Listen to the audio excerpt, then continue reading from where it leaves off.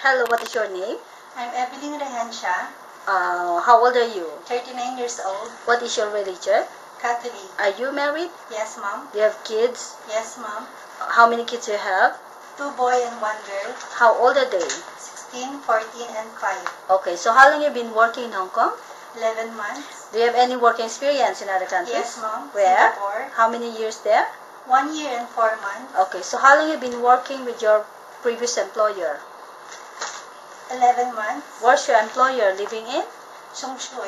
How many square feet of your employer's house? 500. How many family member there? 1 couple and 1 kid. Okay, so how old the kid? 2 years old.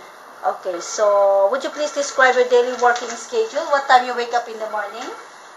7:30 a.m. in the morning And then? until 11:30 or 12. Okay, so what do you do in the morning? Cleaning, take care of the kids, drop by at school, then pick up. And then do you go market? Yes, ma'am, I'll go to market. Okay. Ironing also clothes. And then? Cooking. What time you cook for the dinner?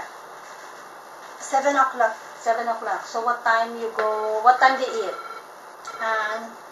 Sometimes 8:30. Okay, so what time you go to bed? 11:30. Okay, thank you so much. Thank you.